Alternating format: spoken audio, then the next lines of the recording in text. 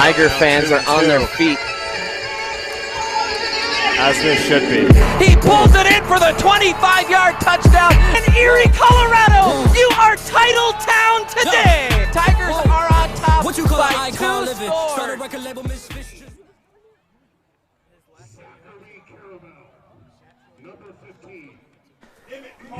Hello and welcome in live to the Erie Tiger Network as we are getting you all set here for tonight's broadcast between the Tigers and the Rampart Rams in the round of 16, and we are excited to bring this one here to you. Three-man broadcast a little bit. I know Ian's pulling double duty. I'm pulling double duty. It'll be fun, though. Joining with me here in the broadcast booth is Ian McGuire and Dylan Richardson. And, gentlemen, quickly, because we have some things to get through, just some thoughts on this game, this playoff-type setting. Well, Rampart, even just watching them walk onto the field, Erie has a huge size advantage. I wouldn't be surprised to see the Tigers get the run game going early, pound that clock out, and try to get off this field because it's pretty cold tonight. Yeah, the cold definitely going to come into factor tonight, and excited for this game. I think people in the school have been a little bit antsy for football. That week off gets people excited for the playoffs, and you never know what can happen. There's a reason they play the games, but hopefully Tigers can win this one. Well, we tried to have a full pregame show for you down on the field, and unfortunately that did not quite work out according to plan, but we still have a couple things. So let's go ahead and watch Terrence's Corner.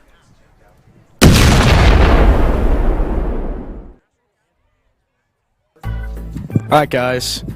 Welcome back to Terrence's Corner. It has been a very long time since we have been here. And today we've got two new guests who have never been on the show. Introduce yourself, please. My name's Alex Sweeney. I'm a water trooper. Before I introduce Noah, that is Sweeney's lookalike. If you disagree, you're wrong. Anyway, Noah. Oh, wait. My name is Noah Garcia, and I play DB. What's your nickname? The Flying Hawaiian. Okay. All right. So we haven't been here in a while, but we play Rampart this week, the second round of the playoffs. But talk about the regular season, how it ended. How did you feel about it? Felt pretty good. I mean, first game of the season was like a wake-up call. That's the best team we'll play all season in my eyes, but I think we're ready to play in the playoffs. I think it felt good. We're undefeated in Colorado. Yeah. What do you think about Rampart? How do you feel about this matchup tomorrow? Or I guess it would be today. It's the second round of the playoffs. We had a bye week the first week, so I think we're all ready and be at our 100%. I think we're ready. Coach Graff and Coach Skip, they've been getting us ready, so we're good to go. Yeah. I agree. So you guys both played DB and wide receiver. So I was going to ask you guys, if there was a high school version of Madden, what would your overall be? What would you say your overall is? You want it to be like... Give me a real answer. Be honest. What do you think your overall is? I'd say I'm like a 94 maybe. 94? Yeah. If you're a 94, I got to be a 95. That's such gap. You don't have an X factor. What's your X factor? Probably Come up. What's the one that's like one-on-one? Hey, what's the one-on-one X factor? Double me? Do you think he got? That's Dono. Dono got double me, bro. What's your over? So 95? Yeah, we'll go 95. All right. No, what do you think? I'm a 96. Okay. Oh wow. And what would your X factor be? I don't know. What's the defensive X factor? You could be like shutdown, ball hawk, zone hawk. I'm a zone hawk for sure. Guys, shopping local businesses and small businesses is very important, and that is why you should shop where, Noah, for your shoes? Garcia.kicks. And why should we shop there? I got the best prices. What are your prices? Can we give it a basis, like outline? Like on what shoe? What shoes you got on? Yeah, what you got on? I got on Jordan 1 High Gym Reds. I'm actually not wearing shoes right now. Does that make you feel uncomfortable that I'm not wearing shoes? All right, moving on to the question of the day. Now, if you are not living under a rock, you know that the greatest game of all time, Fortnite, made a comeback, and it has controlled our lives for the past 3 days. So I want to ask you guys, there is a real term called Fortnite. First of all, do you know what it means? Yeah, it doesn't mean 14 days. Oh my God, wow. That is correct. That is exactly what it is. I'm a smart kid. No, what's your favorite place to drop in Fortnite? I used to drop Risky Rios. Why don't you have an Xbox anymore? I sold it because I didn't play because I always got mad and quit. Okay. All right, so then I guess we're going to have to go to the secondary question of the day. How old do you think Mr. Bird is? Mr. Bird, come in the frame and let's look at you. I got this. Let's get a general look at Mr. Bird. Wait, tell me. All right, Sweeney, your guess? 34. 37. So who's closer? No, yeah, Mr. Bird is 36 years old. Wow. 36. Overshot, so that's kind of messed up. No. Yeah, if it's like Price is Right, Alex is there. Yeah. But it's not. It's Terrence's corner. All right, so Mr. Bird is 36 years old, guys, and he's probably going to be bald when he's about 37 based on the way this class functions. He's very stressed out a lot of times, but let's keep praying for Mr. Bird. Otherwise, you guys won't be watching any more Terrence's Corner. So let's hope Mr. Bird stays alive until next week so we can shoot next week. Thank you, guys.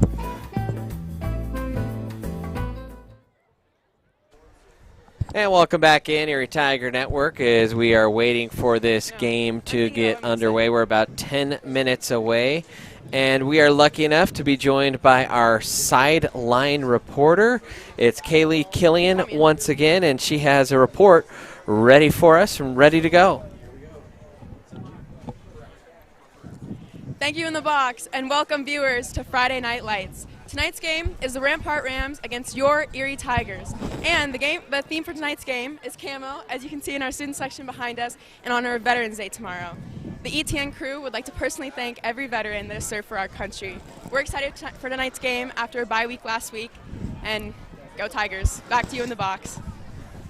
All right, thank you very much, Kaylee. Appreciate that. And very cool what the Tiger student section is. A cool moment today at school where the national anthem was sung just outside the junior senior lounge as the school converged on that, so that was a cool new thing. Well, we wanted to celebrate this a couple weeks ago. John Kent put together a special little package. In honor of Blake now being the touchdown king of Colorado, we have the top 8 all-time plays from Blake Barnett. But it's probably the guy talking to you right now.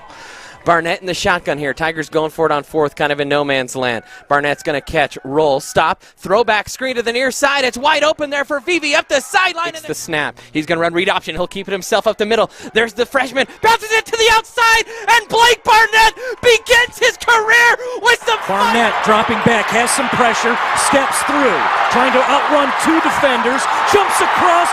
State's kind of a long shot for us this year just because of our current record, but I think if we face the teams that we played again this year, we have a better chance at beating them because we know how each of them play. We know their mentality and stuff and like their main players. Oh my gosh, folks. Blake Barnett. Good stuff. Barnett settling in the pocket, looking. Now he'll take off, breaks a tackle. Barnett in the open space. He'll bounce off a defender, still on his feet. Barnett down the sideline, stopping, spinning, bouncing off defenders, and Blake Barnett will score! Wide to each side. Barnett catches, looks. Now flush to his left, has a man in the end zone. It's clicked there. He catches for a touchdown with 1:43 left. And the Tigers are holding up at the 3. Tigers quickly out of the huddle and quickly to the line of scrimmage. They'll quickly snap the ball. Barnett will run it to the left side, trying to get to the corner. He dives across the goal line, and he grows. Barnett looking to pass downfield again. One-on-one. Gets the snap, looks, fires the speed out. It's caught. Touchdown, Cave Meredith. Touchdown number 142, and Blake Barnett has just set the... And very cool there. Thank you, John, for putting that together for us. Well, we had some picks before. We were going to have a whole pregame show, so we had some of our guys pick some of the games here. And sorry, Chad, I'll let you do the camera stuff while we try and figure this out. Let's take a look here. I believe the 3A state championship pick Maybe we should do that last. JJ had Holy Family.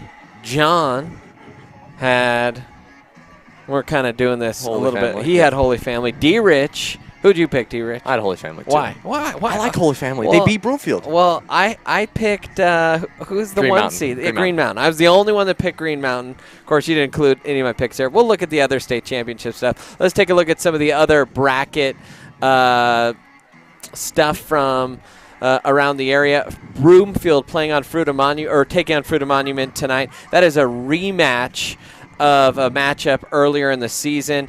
JJ has Broomfield. I believe that John picked Broomfield as well. Why? Who'd you pick and why? I had Fruita. I just like the upset factor. I feel like Broomfield can get a little bit cocky and maybe throw this one away a little bit.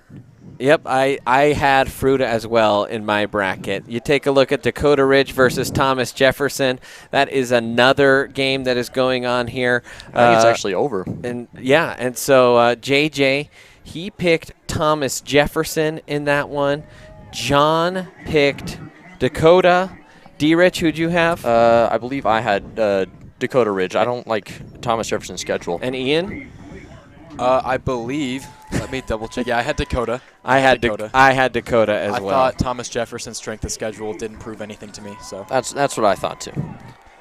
And let's see if that is a final. Dakota Ridge over Thomas Jefferson, 52 to 28. Well, we were right us there.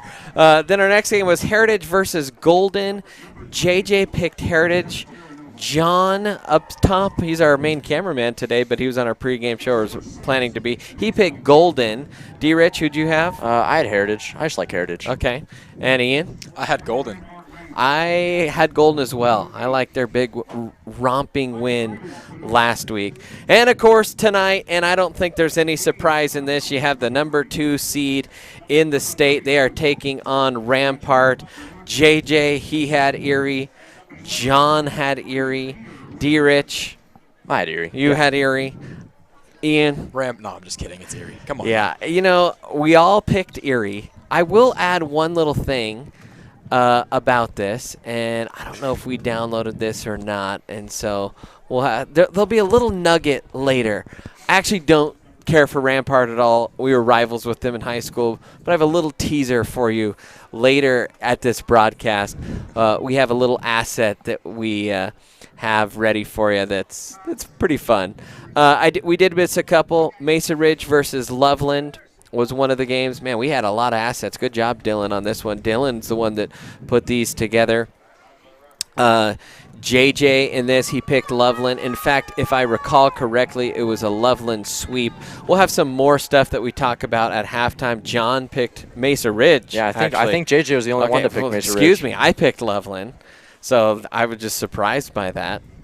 Mesa Ridge swept. I don't even know what I'm talking about. You guys all picked Mesa Ridge. What was the reasoning there? I just think Loveland just hasn't really played anybody. I threw away my sheet because I was mad. But I had a nugget on this. I think Loveland has only played 3 winning teams all year. I go find it. I go find that piece of paper. But I was, man, I'm unhappy that we didn't get to do this live because I had a couple of nuggets I was ready to write down, ready to say. You know what? I don't blame you. Guys, the pregame, we tried to have a pregame show. It turned out to be the hottest mess of all time. And it wasn't really the setup. It was our audio, but it was what happened before to our network, and that just kind of took us out, unfortunately.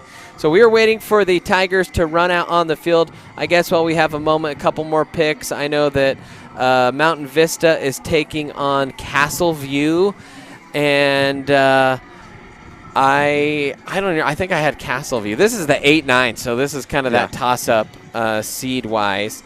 Castle View for JJ. John, I don't even remember who he picked. Mountain Vista. D-Rich, who'd you have? I had Mountain Vista. I like him at home. Easy to win at home. And Ian? Unfortunately, I had Castleview. You know, I got to show respect to them. They knocked me out of regionals this year. Yeah, there you go. I just respect, but it's sad. Well, let's knock that out of there. Of course, a big one with maybe down the road implications for Erie is Montrose versus Pueblo West. And I believe This is a was Montrose sweep. So you'll see those graphics pop up. But I don't know. I think a lot of people around the building feel like if Erie makes a run, they're going to face Montrose in the semifinals. And I think Montrose is the team to beat in 4A. I tell you what, if Montrose plays Ponderosa, that might be a game worth watching. Ponderosa, a physical team, maybe a chance of hanging with them. Well, we have Legend Valor. We have our state championship picks. We have Ponderosa Windsor. I guess we'll do Ponderosa Windsor real quick, but we're going to get on with the game. We have Palmer Ridge. Everyone picked Palmer Ridge over Denver South. As you see the team huddling up here. Tigers, a couple of big notes coming into this one. Jackson Kogel will not be playing tonight. We won't discuss his injury just in case there's a team down the road lurking, but he is unavailable tonight. He hopes to be at practice and be back next week, but he is a little bit banged up this week. I know Braylon Tolliver, Gavin Lusk, they're both banged up. Ronan Ward is banged up, so the running back room is banged up. Donovan O'Brien is back tonight for the first time in several weeks for the Tigers, so that is one piece that is back. But the Tigers, you're going to win a championship. You've got to deal with injuries the best way that you can, and so the depth will certainly be tested in this playoff run and will certainly be tested tonight. Well, the Rampart Rams, they are out there, and that is an old name in my lexicon as I used to practice right there in the shadow of the school almost every day, all the way through grade school. And so I'm very familiar with the Rampart campus. And, man, did I hate them in high school. So this should be fun. But I tell you what, I believe my uncle might have graduated from there, so no hate anymore. Tigers are going to start with an onside kick. It doesn't go far enough, but it's touched by Rampart, and I think Erie hopped on it. And is that how we're going to start this game? It is, and the Tigers recover. And that's just a mental mistake from Rampart right away. There's no reason to jump on that ball if it doesn't get to 10 yards, and the Tigers will get that extra possession every day of the week. Absolutely. So the Tigers jump on it. By the way, we do not have clock on our scoreboard this week. There is a malfunction, and we're not talking about the in-house scoreboard. Oh, let me help you out here, JT. We got to record first. Okay. So we do not have clock on our scoreboard, so I'll try and remind myself to say it quite a bit. Barnett in the shotgun. The Tigers, a little bit of a strong formation here to the near side. It's going to be all Blake Barnett. He's going to follow Lusk. Let's see what Rampart does here as it is Barnett running through some arm tackles, and I talked with Coach Skip Harrison today, and he thought this is a new look. We're going to run a little play. We'll see if they can tackle Blake on this first play. And I like that, getting the running game going early. It's cold. Maybe some cold hands can make it hard to catch the ball a little bit. But good start for the Tigers.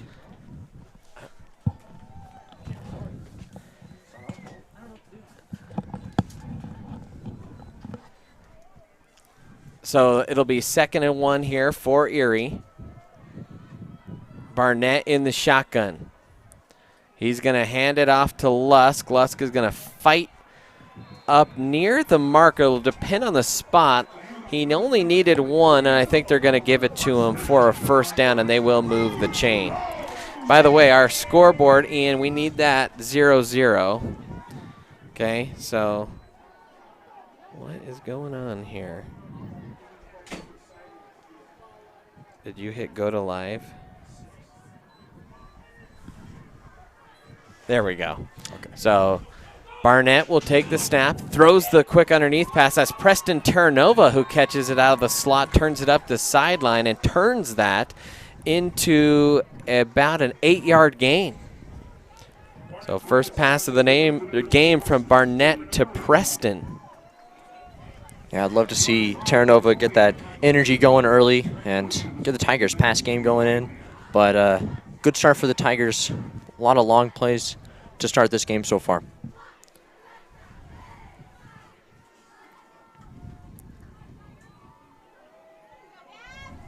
So Barnett will give it off to Lusk. Lusk will weave his way and push his way forward across the first down marker for a pickup of 3. So Tigers, they got the onside kick to start this one, and a little bit of a Rampart mistake. They did not go 10 yards, and they tried to jump on it, and it coughed free, and the Tigers jumped on it. And they are driving here Barnett at the Rampart will give it off 35. To Lusk. Lusk will fresh set of weave downs, his first way and 10. push It's his way Barnett in the forward. shotgun with Lusk flanking him to his left. Barnett will check the play at the line here. He's got dual wideouts to the near side, a tight end and an H-back. So Tigers are kind of overloaded here to the wide side of the field. Barnett's going to run read, gives it to Lusk. He's going to follow all those blockers and just kind of tough running, steamrolls his way down to the 30. Yeah, and that's the type of play design we saw last year in the semifinals against Broomfield, where there's a lot of players to one side and you just run the ball to that side.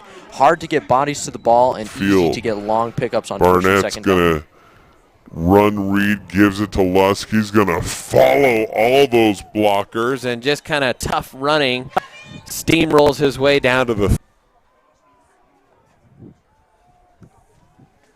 Let's see. We may have an extra audio source out there lurking, Chad. I'll help you out here. As there is a pass here to Kogel. Is there, maybe you can help us out in the chat, or maybe, God. Okay. We've had all kinds of technical issues. Someone was texting me that there's a weird low voice coming in over our mics, and it's not our camera, so I don't know what's going on there. It's not that. Barnett's going to give it to Lusk. Tough running again, and Lusk will push his way forward for a 5-yard gain. Yeah, and Lusk hasn't had that big play so far, but has been pretty solid to start this game. Barnett's going to no negative yardage so far, and the Tigers are into the red zone. Again, Lusk will push his way forward for a 5-yard gain. Sometimes gets activated, and we have to just go in and tweak that. All right, we figured that out. Thank you to my wife for being on top of that, watching at home where it's nice and warm. 2nd down and 5. Barnett in the shotgun. He's going to hand it to Lusk. Lusk will run over a defender and bowls his way for 4 yards, but he'll be about a yard short of the first down. Tigers, a long kind of just almost old-fashioned drive here to start this game.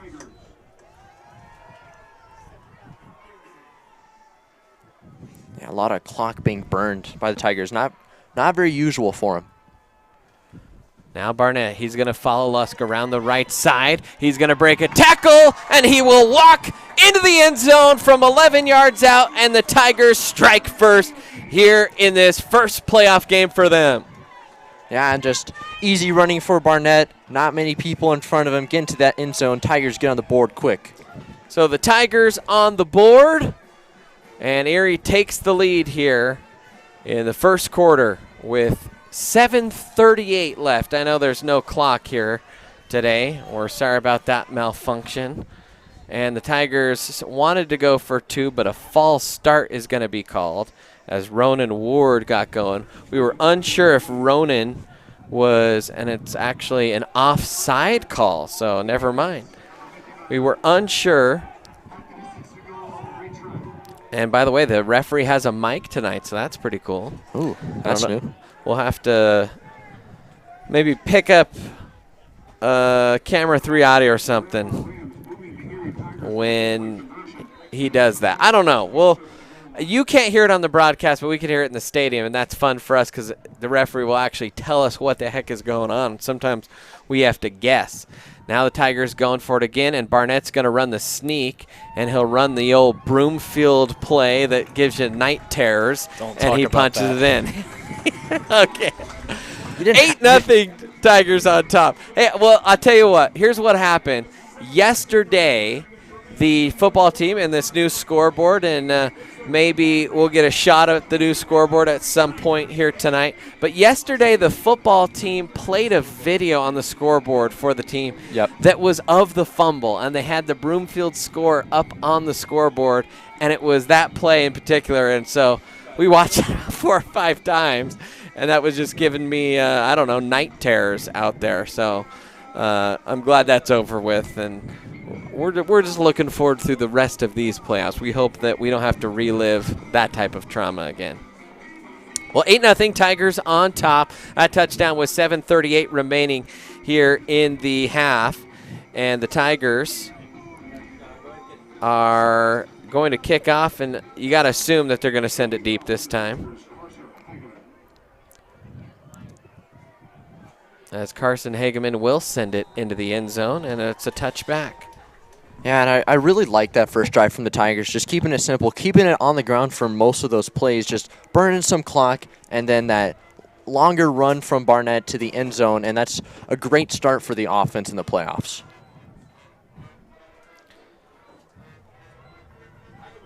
That plays into the size advantage here for the Erie Tigers.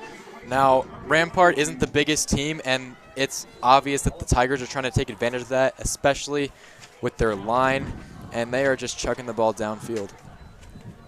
And in the backfield for Rampart is Hayden Benoit, and Benoit will take it out to the far side, being chased there, and he'll lower the boom and kind of roll over the top of Ronan Ward as he picks up about 8 yards on that first down carry. Yeah, good start for the Rampart offense, just a long chunk gain on first down on the ground. Rampart's going to huddle up here. We're so used to seeing teams up here really go fast. And Rampart, a team that runs the ball a whole heck of a lot.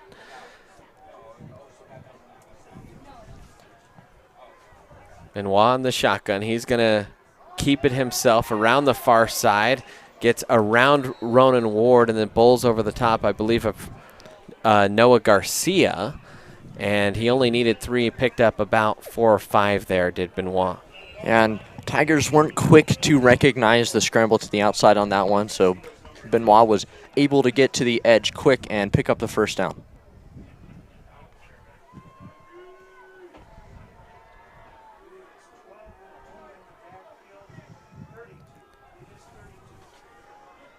Little scrum there in the middle on the inside handoff. And that'll be a short game for the Rams. Rams located in Colorado Springs.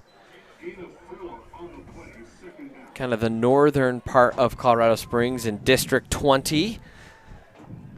Other teams in that district, they are Pine Creek. You've probably heard of them before. They are pretty much a football power these days. Air Academy, we saw them last year in the playoffs. Liberty, Discovery Canyon, also in that district. Quick throw, that's intercepted. Here goes Preston Terranova. He's got Greengrass an opportunity, and he will score. Preston Terranova goes supernova, and the Tigers lead it by 2 scores. Yeah, why do you throw to him? Like, come on, he does this every week, guys. Yeah, I think Benoit got hit as he threw, but and now he's down. Don't like to see that. Yeah, it's an unfortunate play for Rampart. So Preston Terranova goes pick 6, but Rampart fans have to have their heart drop to their stomach as Benoit, as he unloaded that, got popped, and he is on the turf. And he is moving, but he is struggling. Oh, man, that's tough to see. Well, what we typically do here when a player is down is we will go ahead, we'll step aside, take a quick timeout here on the Erie Tiger Network.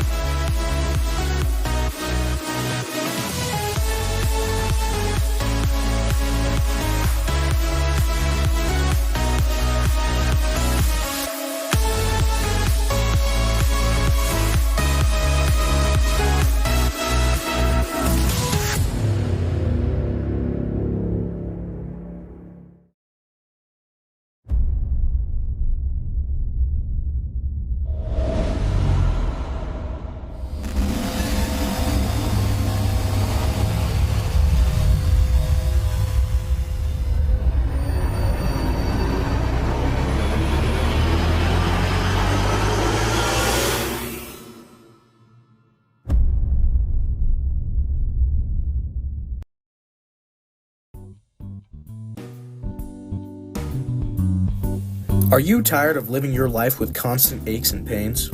Worth Chiropractic understands your pain and is here to help you reclaim your life. Dry needling, cupping, adjustments, and rehab are all things we specialize in. If you have a problem, we can find a solution. Worth Chiropractic, helping Erie one patient at a time.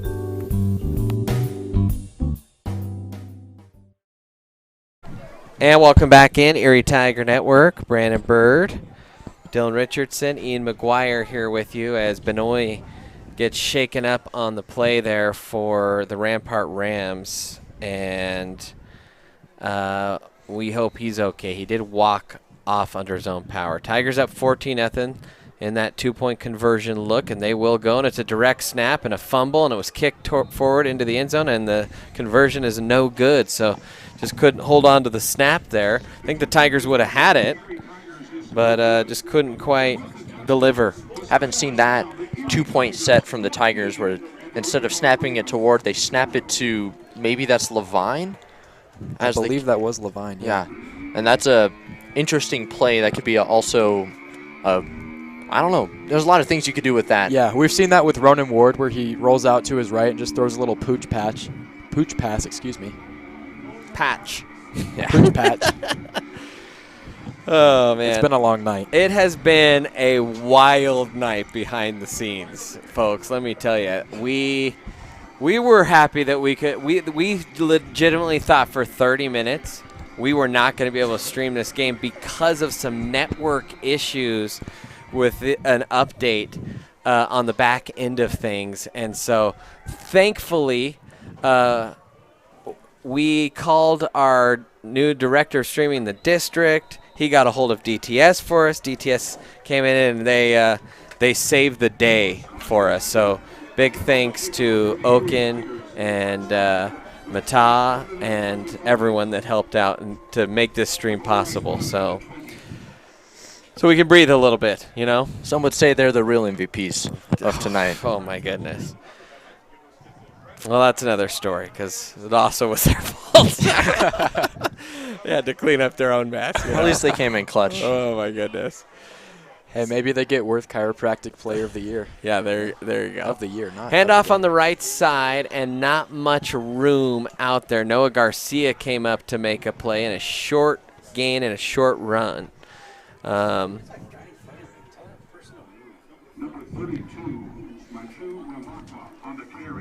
And I will say the numbers are not easy to see from here. That's intentional, typically by teams. They don't want to be scouted. And I've heard some things about the film sharing and stuff this week, and we'll say that we'll leave that for off the air discussion. 2nd and 9 here. Handoff on the right side, little hole and getting stacked up, and Blake Barnett was playing near the line of scrimmage, and he made a big tackle there in the hole, but not till after about a gain of 5. Yeah, there's a couple stuffs from the Tigers line playing without Jackson Kogel. Good to see them still standing up to the run, even without the big man inside. By the way, Connor Marco, the quarterback that is in for the Rams. So 3rd down and about 4 here for Rampart. They trail 14-0, 4:35 remaining here in the first quarter. Handoff right side, sneaking through a hole, stacked up about a yard short, and that'll bring up 1st down as the ball carrier. Like we said, we're having a heck of a time figuring out who exactly has the ball. I think that's Camden Bruns, but your guess is as good as mine, guys. Yeah, big 4th down now for the Tigers. If they can stop this, they could go down and score and take a 3-score lead in the first quarter of this game. That's about as good field position as you could get. 4th and 1. Don't forget to switch your angles and stuff there. 4th and 1, and Rampart's going to go for it. Now they kind of shift. I think this is actually maybe a little punt formation here, trying to draw Erie off, and it's I think it's going to be a false start even. I did not see a Tiger jump across the line of scrimmage, and it is a false start, and that will back Rampart up, and it will be 4th and 6. So a dream start here for the Tigers as Rampart will have to punt this one away. Back deep is Blake Barnett, 350 and counting.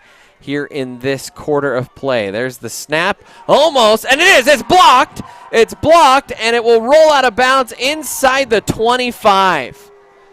Man, that's another special teams miscue for Rampart in this first quarter, and the Tigers once again will have phenomenal field position. So phenomenal field position for the Tigers, as you said, Dylan, and talk about a dream start. You get an onside kick touchdown, you get a pick six, you get a blocked punt, and now you have it only 23 yards away from pay dirt here. Yeah, and that blocked punt was just because of a errant snap a little bit. Punter had to field it off his left side, couldn't quite get it around to the right foot in time, and the Tigers special teams comes up big. Barnett will send Sweeney in motion. He's going to take it, rolls to his right, looks, throws the out route. It's caught by Sweeney. Sweeney bounces off a tackler, steps inside a man, sprinting up, breaks the tackle, and runs it into the end zone for a 23-yard catch and score. Alex Sweeney making things look easy. Yeah, and those are some nice tippy toes on the sideline. Sweeney maybe an inch and a half away from stepping out there, and Tigers with still plenty of time left in this quarter already have a 3-score lead. You know, I will say big plays are fun, but what's more fun is watching Coach Graff's reaction on the sidelines. You could see him jump up and down from a mile away. So the Tigers have come out red hot. You talk about a team that is focused and motivated. The question was, could they be in the present? Could they stay in the present moment? And tonight, they certainly have gotten off to a roaring start here. The snap, the hold, the kick is up, and Tyler Hoffman, the left-footed kicker, will squeeze it through the uprights, and the Tigers lead it 21-0 here on the Erie Tiger Network. And while we have a moment, many of you have been very generous the past few days and submitted some small donations to the Erie Tiger Network. We really appreciate that. When our catastrophic issues happened before the broadcast, we have a group that wants to sponsor Exterior Now here in the playoffs. Shout out to Exterior Now, your local roofing and exterior experts. Exterior Now specializes in residential and commercial roofing, window replacement, custom gutters, siding and painting. Family owned and operated. Exterior Now is committed to top quality service, ensuring your home or business looks amazing after a model or storm repair. Get a hold of the owner, Manny Garcia, directly, 720-338-9860, or visit at exteriornow.com. And this kick will go deep into the end zone, so thank you, Exterior Now. Appreciate that. By the way, Windsor is leading Ponderosa in the third quarter, 21-14. Dakota Ridge, we already mentioned in the pregame, big over Thomas Jefferson, 52-28. Mesa Ridge and Loveland are tied at 7. Palmer Ridge leading Denver South 7-0, and we do not have a score from that Fruita Broomfield game as of yet. So 1st and 10 here for Rampart in what has been a disastrous start for them. They have thrown a pick six. They have gotten a punt blocked. They fumbled the onside kick. And so the question is now, can they find a first down? I think that Broomfield Fruita game's tomorrow, by the way. Out route, caught underneath at the 30. Preston comes up and makes a tackle, and they will throw a flag. And I think what they're going to say is that Preston got his hands up at the face mask and pulled the ball carrier down as he kind of bent down. So what was a 10-yard gain is going to be tacked on by a little bit. There was also a flag at the snap. I don't know, probably maybe an illegal formation. So we might have some offsetting penalties here. See if we can take a look at our referee. Maybe be able to hear it. Flags on both teams.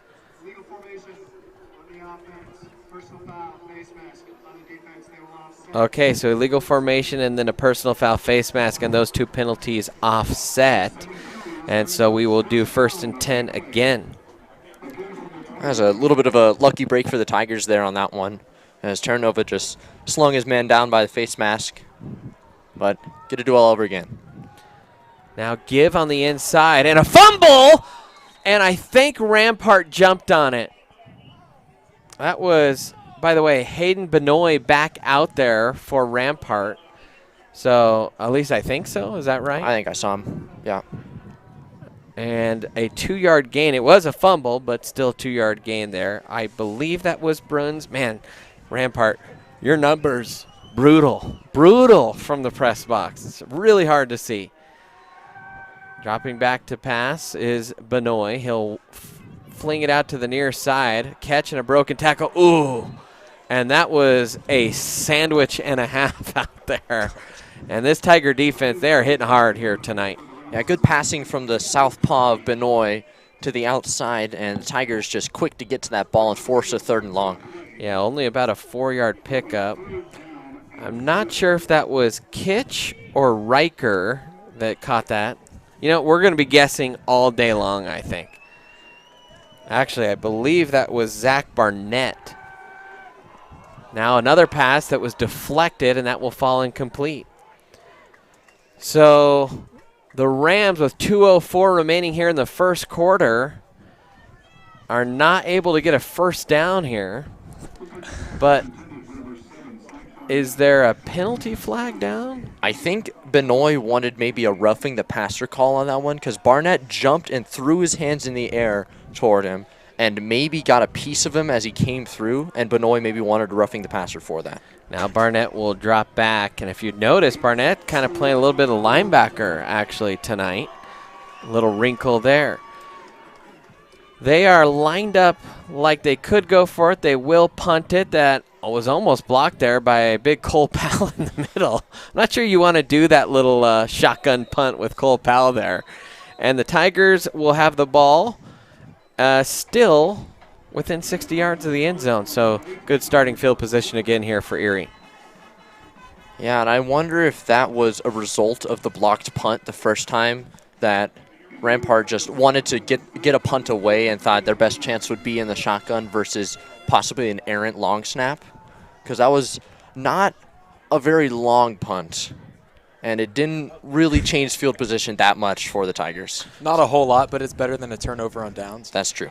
So Tigers will take over. 1:55 remaining here in the quarter. Barnett from the near hash in the shotgun. He's going to look deep. Now he's going to roll to the near side, throws the curl route, and goes through the hands of his buddy Josh Levine. And Beeves couldn't hold on to it as that falls incomplete. Wonder if that's a little bit of cold hands. Man, my feet are still cold from sitting out on that track. Absolutely. It was freezing out there. Yeah, it's definitely playoff football. And, you know, the more Erie wins, they'll host. It's possible we get another Friday night game next week as well. We'll see how that shakes out. 1st and 10 here. Barnett in the shotgun. He's going to run read. Gives it to Lusk. Lusk will stutter in the hole, and then he'll get lassoed around the waist as he only got about 2 yards there. And so for the Tigers, it'll be a 3rd and 8. Yeah, longest 3rd down of the game so far for the Tigers, and I wonder if they will go for maybe an over-the-middle crossing route to maybe Mason Kogel to try and pick up this 1st down. We had an interview with Coach Geiger. We'll have to play that in our halftime show. And he compared this Rampart team to the Windsor team that Erie played, and that was pretty close for 3/4 of the game. Barnett's going to stop, throws it back across his body, and it's intercepted, and Mason Kogel will have to make the tackle. Barnett couldn't quite get his feet set and wanted to throw the deep ball, and he was under a little bit of pressure, and he turns it over with the interception.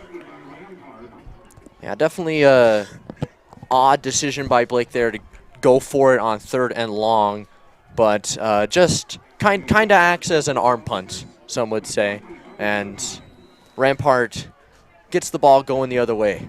So they'll have it at the 22-yard line. 1:04 remaining here in this first quarter of play.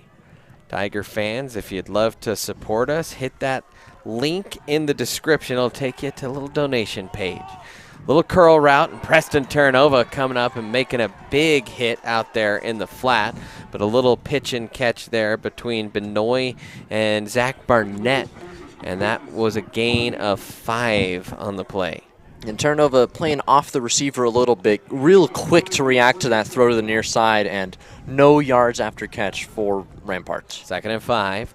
Ball spot at the near hash. Rampart wearing dark blue. They they were back in the day, in the early 2000s, they were more of a royal blue. High snap, give, breaking off tackles or through tackles is Burns, or excuse me, that's Bruns.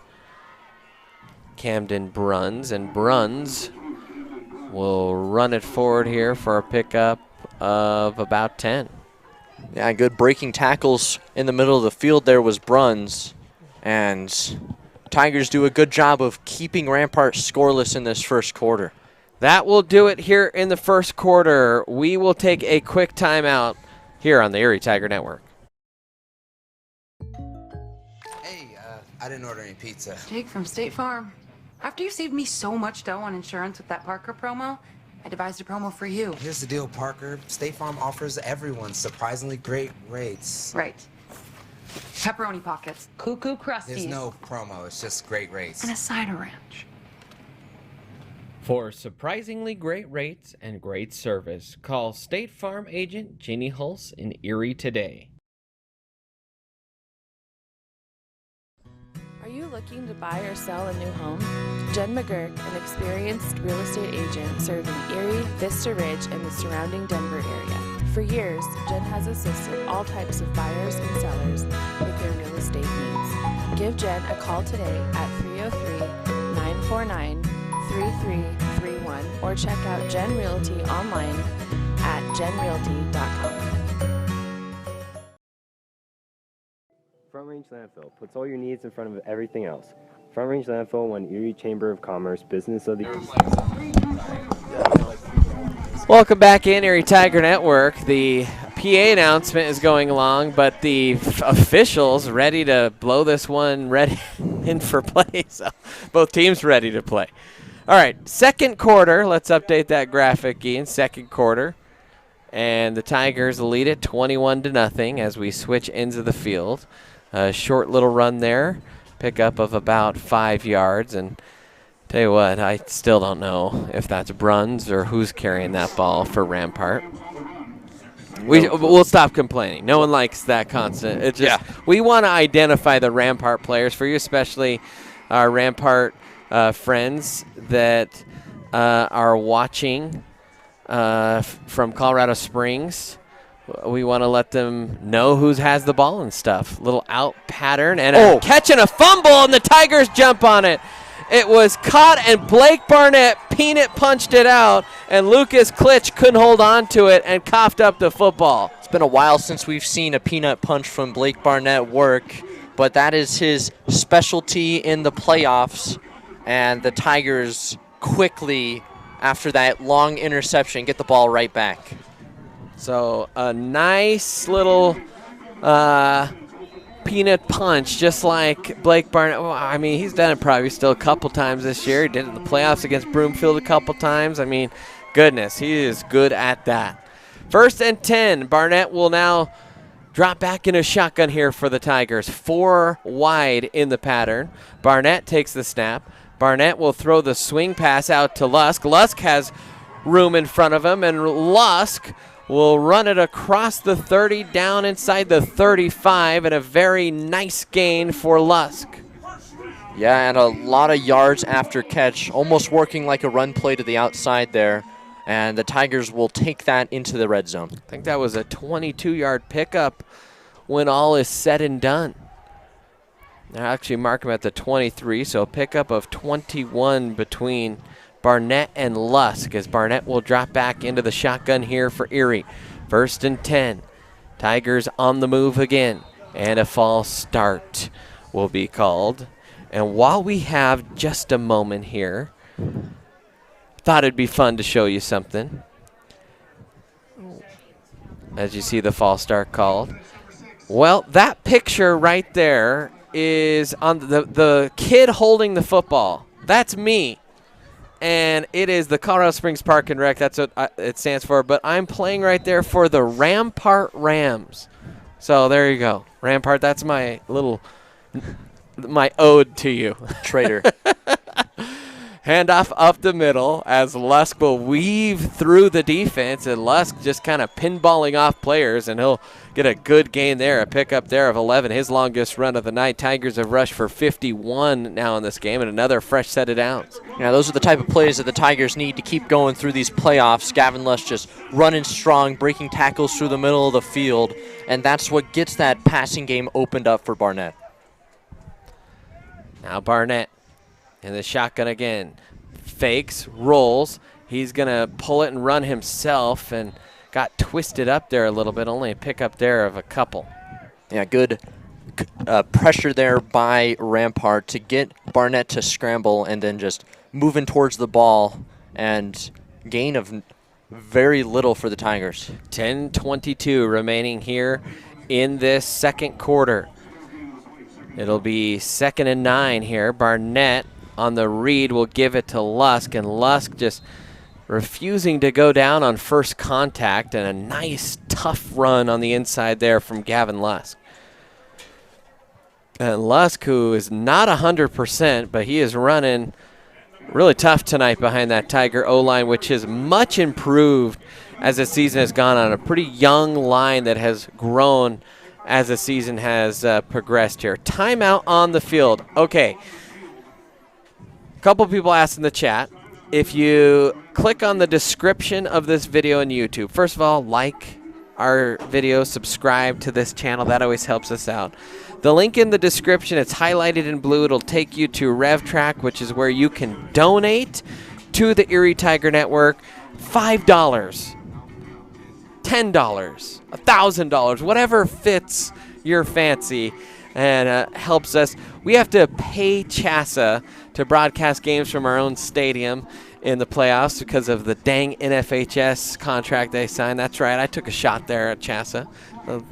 Okay, but there's good people that work there. But yeah, Brett apologizes, CHASA. He didn't mean it. Yeah, no, I meant it. Fix that. Certain parts of Darn CHASA. it. But we have to pay to stream these, so any support you can give us. Plus, we want to upgrade a couple things in our equipment as well, so we sure would appreciate that support. If you click on the link in the description, it'll take you to where you can donate. And it's directly to the school, so it's a tax-free or tax write-off there for you. All right, 3rd down and about 4 here. Barnett in the shotgun. He's going to hand it to Lusk. Lusk weaves through a hole and slips down inside to the 1. So a 5-yard pickup there for Lusk. And the Tigers will have it 1st and goal on the shadow of the goal line. Tigers bringing in some heavy personnel. Carson Hageman is out there, and he is actually lined up directly behind Blake, and Blake will run it over that left side, and he bowls over the defender, and Blake Barnett has a touchdown run here for the Tigers, a gain of 1, and they are on top by 4 scores, 27-0, with 9:24 remaining here in the second quarter. Yeah, just another no-stress drive for the Tigers. Had maybe one longer 3rd down, able to pick it up, and just keeping the points flowing for the Tigers.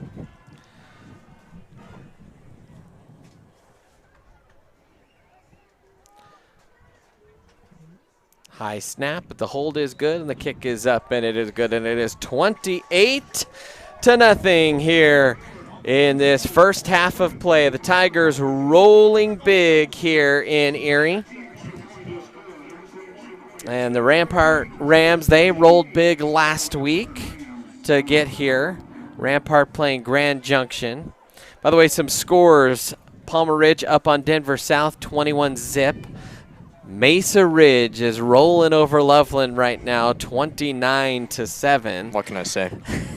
Yeah, Bird, you were wrong on that one. Hey, you know, I've seen Loveland just do work in the playoffs when they shouldn't, so, you know. Yeah, the Loveland game I remember from this year, you know, I think maybe Loveland didn't win that one against Erie. It wasn't too close, was it? No, but, you know what, I tell you what, I've seen Loveland sneak into the playoffs and then do some work, so I just, you know, that was my pick there. By the way, Windsor leading Ponderosa. That one's in the 3rd quarter. Up by 7 is Windsor. Here goes Hageman. This one is going to be sent deep, and a nice kick there by Carson. what can I say? I liked Windsor. That's why I chose them. And I think there was kind of a thought that maybe Windsor would be the team to upset Ponderosa. If you remember last year, Ponderosa and 11 seeds don't mix very well together. Shots fired. Not in the postseason anyway. Not in the postseason, yeah. 1st and 10 for the Rams, as they will take it from the 20, and they are looking for anything kind of positive to go their way. There's a give on the far side and a short gain. Carson Hageman in there. Carson, I believe he is the 4A leader in tackles, and he's just always around that football. It's pretty impressive considering he's coming off a bye week and, you know, they usually pull out starters by the 4th quarter, and he's still leading the state in 4A tackles. He's a special player. Uses that track speed and that wrestling strength. Yeah, there you go. 2nd and 8. And Benoit will hand it off on the little end around, and the Tigers will have to kind of make a tackle there from behind. That was Ramanqua that got the carry, and a decent gain there of 11 yards. Yeah, Tigers maybe lost him in the backfield a little bit. We're fortunate to have an extra body to this near side, or that could have been a very big pickup there for Rampart. So 1st down and 10 to go here for the Rams. Handoff, good little block there on the edge, and actually I said a good little block. They're going to throw a flag out there on the edge. I think this one is coming back. It was a short gain, and I'm not sure what they're going to call here, because I thought, okay, they will call a hold. I saw a big hit there in the middle, but it wasn't a hold, and so that one will move Rampart back. So a penalty hurts him here, and it'll be now 1st and 20 here for the Rams. Yeah, you know, although that play didn't necessarily count, I have to give a shout out to Dylan Fireball, who made the tackle on that play. Back out on the field after tearing so many ligaments in his knees. Just happy to see him out there. Deep out-cutting route, and that one will fall a little bit short. And incomplete, that'll bring up 2nd and 20. Yeah, you mentioned that Fireball has worked his way back into the starting lineup here for Erie. And this is really some of his first meaningful minutes here back with the Tigers. It was a little over a year ago as a sophomore against Longmont that he tore his ACL. And he has battled a long time to get back out on this field. Now Benoit again from the shotgun. 2nd and real long here. Drops back to pass. Looking. Fires the curl route on the near side. And engulfed under a pair of Tigers is Lucas Klitsch. And he will pick up about 6 yards here. Yeah, just good swarming to the ball there by the Tigers to this near side. And getting pressure to the quarterback as well without the big presence of Jackson Kogel. Good to see that. Tigers want the fans to kind of get energized here, but they're Erie's up by 4 scores. Tiger fans here are a little bit quieter than we're used to. 7:20 remaining in this quarter. Throw down the middle, and that one is going to fall incomplete. And Blake Barnett was lurking in the middle of the field, and that was thrown just shy of all intended targets. And so that'll bring up 4th and about 14 here for the Rams. 7:14 remaining here in this first half of play. Tigers trying to advance to next week. They would take on Dakota Ridge, who romped over Thomas Jefferson. And that could be a good matchup next week.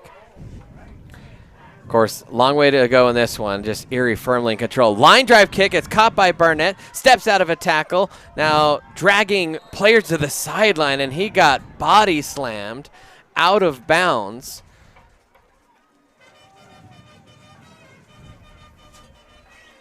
And Coach Geiger, talking to the official a little bit. Can't see down there. Hope Blake's okay.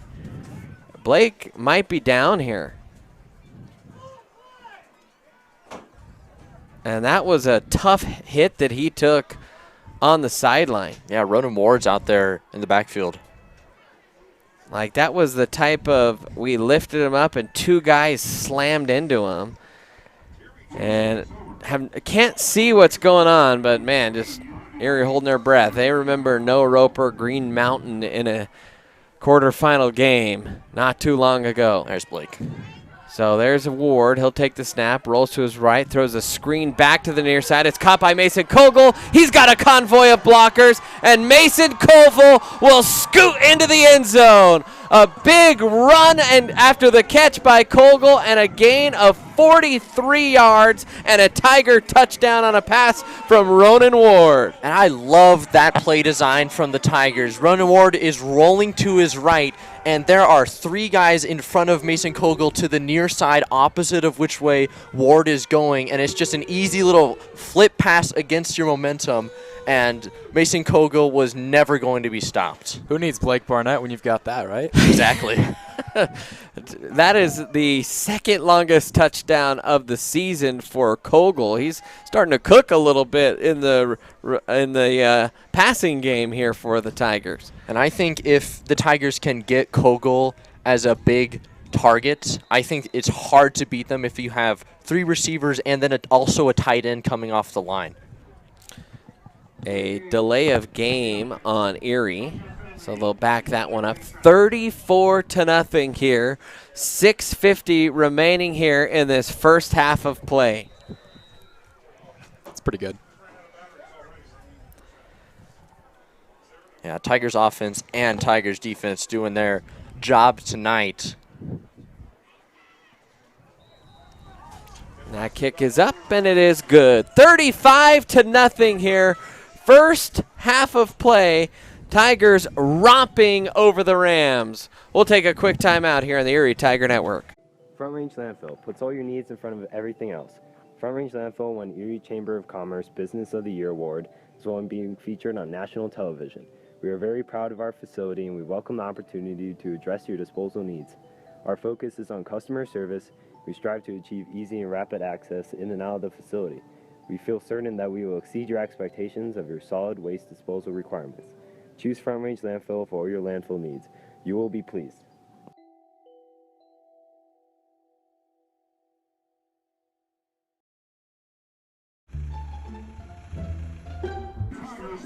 And welcome back in, Erie Tiger Network. Brandon Burr, Dylan Richardson, Ian McGuire. And that's Grant Hakimi. I just realized that. This one is going to be squibbed. High bouncer, and that will roll, luckily for Rampart, into the end zone. Had that stopped, that might have been a little bit nervy times for the Rams. But the Tigers have been, just about as flawless as you can be. They've been pretty clean on the penalty front. They have taken care of the football outside of the one kind of arm punt. And, they have executed just flawlessly on defense. 1st and 10 here for Rampart. And they're going to have to search for something to get going their way. Pitch out to the wide side of the field. And Keaton Strange out there will toss the running back out of bounds. There's a late flag. Is that a flag? Yeah. Yeah, I think so. Flag laying down there at the 25-yard line.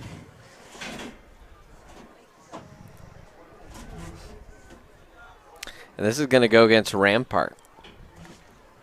At least that's the initial indication by the white hat.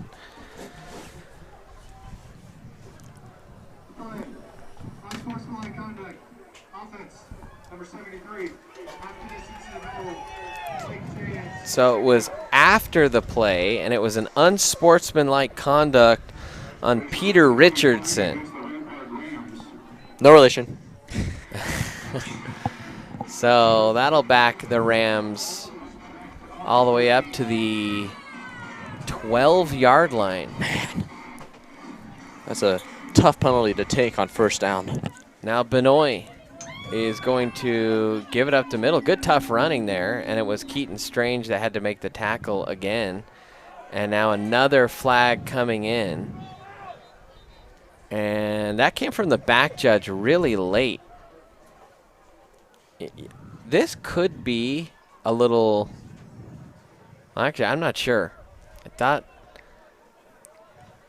it might be a face mask on the end of the run. After the play, unsportsmanlike conduct, defense number 55, 15 yards. Okay, unsportsmanlike on Erie that time, and they're Hageman. going to call that on Carson Hageman. I tell you what, that's really interesting because Carson's not really a talker out there like some of his teammates. He's very stoic, isn't he? Yeah.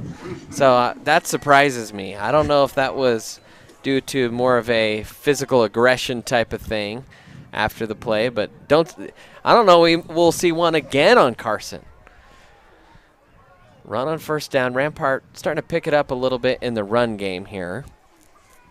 Yeah, I will say the Tigers have run blitzed a lot this game to some of an effect. They've definitely stifled the Rampart running game a bit, but not as much as we've seen a lot of games with the Tigers. So 2nd down and 6 here for the Rams. Give over the left side, and good tough running there in the middle, and a pickup of about 7 there, and I believe that's Bruns with it. And Bruns with the nice runs right there. Come on, guys. You know there's going to be one little pun every game. Has to be. And with 5:41 left, a timeout is being called by Erie. 5:41. Tell you what, they don't want to give up a score because they would love to run the clock here and keep that going. One of the tough things that we talked with Coach Geiger, we'll play that interview at halftime, is how do you keep a team sharp when you just continually put running clock on teams? I mean, the Tigers have not been in a competitive contest in close to 2 months now. Yeah, last real competitive game was maybe Montrose? I mean, for sure, Montrose. You could make an argument that Windsor was slightly competitive, but well, no, I mean the fireworks were cool, but yeah, the fake ref. The fake ref. Fake ref was cool.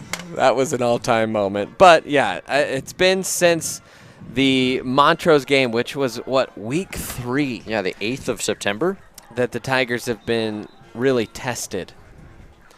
I'm impressed by Dylan on that. No, he just knows. I think I looked it up to see when I went. I was like, how long ago did I drive to Montrose? Oh, that makes sense. 1st and 10 here for the Rams. Handoff up the middle to the fullback, and rumbling his way for about 4 or 5 yards here. And the Tigers will get a heavy dose of that should they see Montrose again. So something you'd like to see him really tighten up on as Bruns just kind of rumbles his way for another 5. And I do wonder if part of it is because of the absence of Jackson Kogel, but also some other Tigers maybe wanting to step up in the run game. Another give up the middle, big hole, weaving through the defense is the ball carrier for Rampart, and that time it was Ramqua. I agree with what Dylan was saying. You know, you're missing about, 250, 260 pounds right in your interior line. That makes a big difference. Yeah, that was a moment where the Tigers only had 3 on the line, and Rampart chose to run it, and then a big gain there, and farthest Rampart's gotten on the field so far. Double tight, double wide. Here comes the triple option, and Benoit got hit from behind by Braylon Tolliver and dropped, but not till he was 7 yards down the field. So Rampart lining up in a Montrose-style offense and starting to move the ball a little bit here.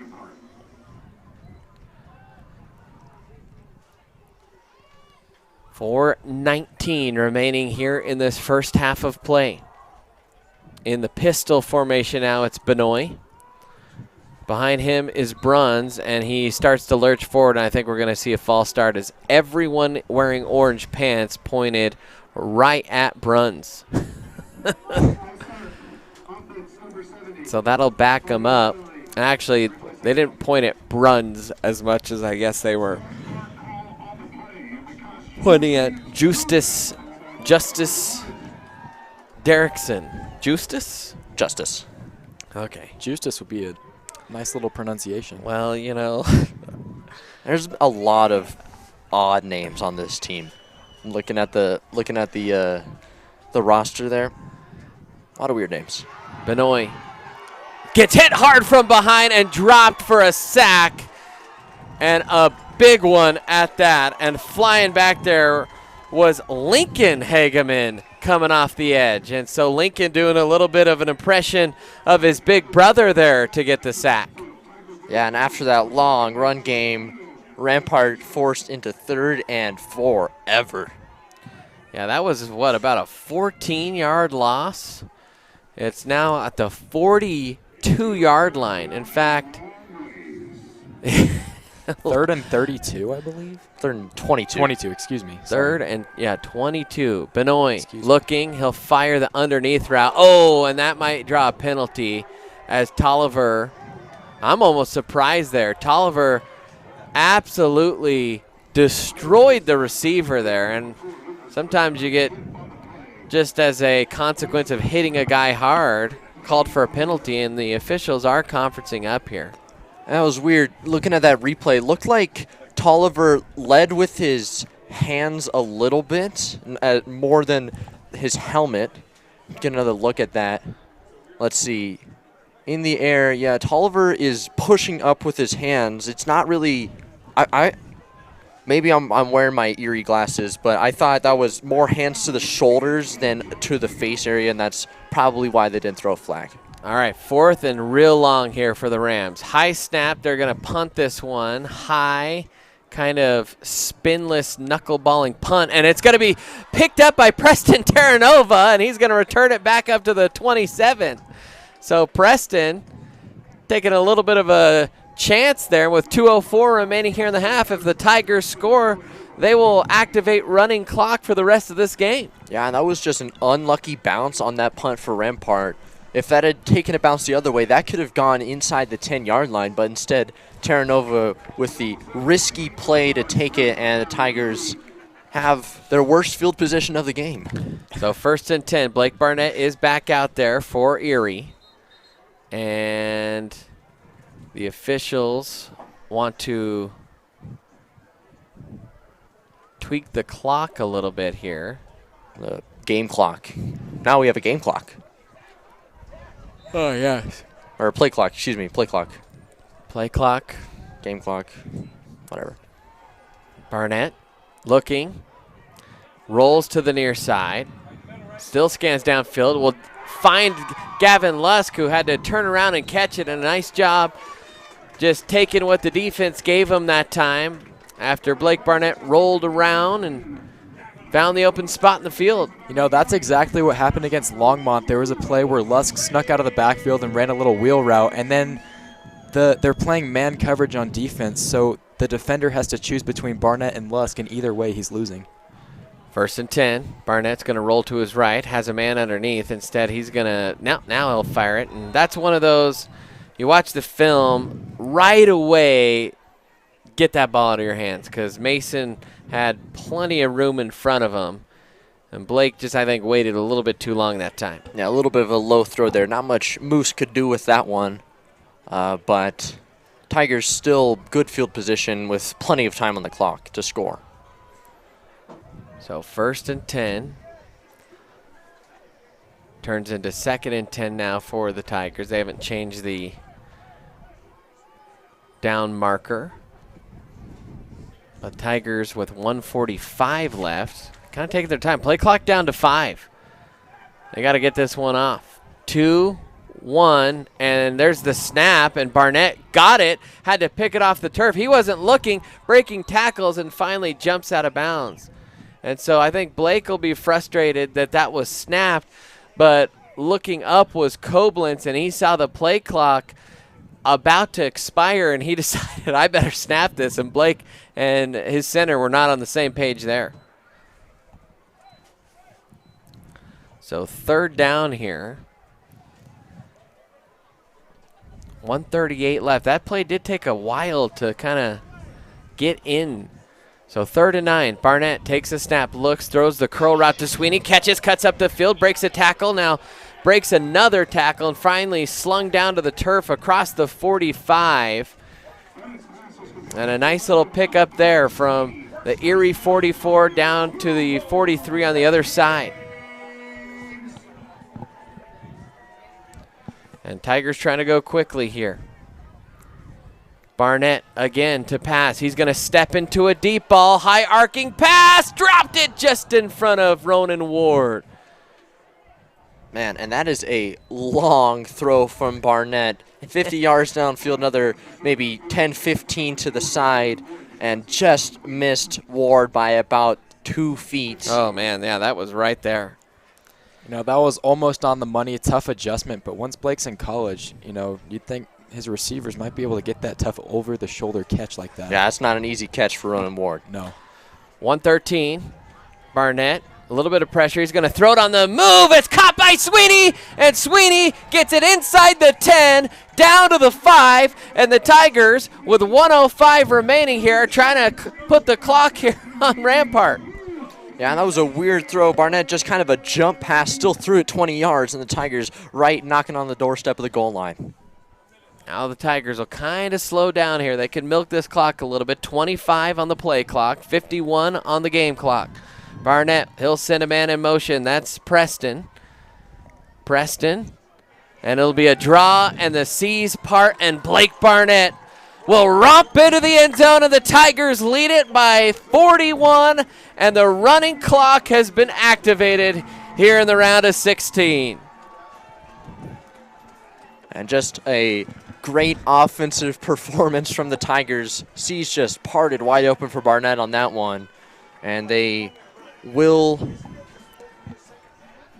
extend their lead to 6 scores in the first half. Snap, kick is up, it's good. It's a 42-point lead, and that will do it here in half number 1 as the running clock will bleed completely out here. And for the first time this year, we've got running clock in the first half of the game. We're used to that coming in a quarter later. So Tigers, they were locked in and sharp as a razor here in their first playoff game of the 2023 campaign. We'll take a timeout. We'll come back and have halftime here on the Erie Tiger Network.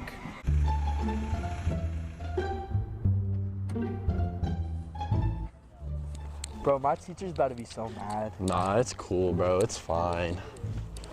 Bro, it's the 4th time we've been late this week. They don't care, bro. It's cool. But being late is not cool. Be on time after lunch, Tigers.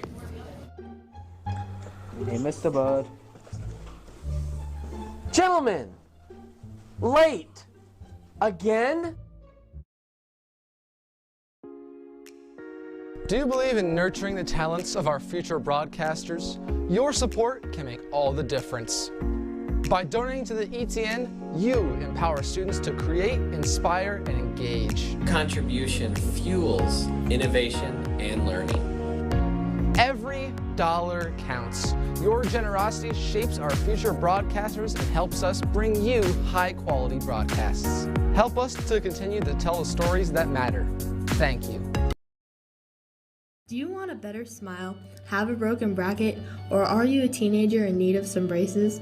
Then make your way down to Caraway Orthodontics. They are located in Louisville and Erie. Caraway Orthodontics supports Erie High School and its community. Come in and gain a beautiful smile for children, teens, and adults. They also provide Invisalign. Call this number 303-828-0454 or go to CarawayOrtho.com.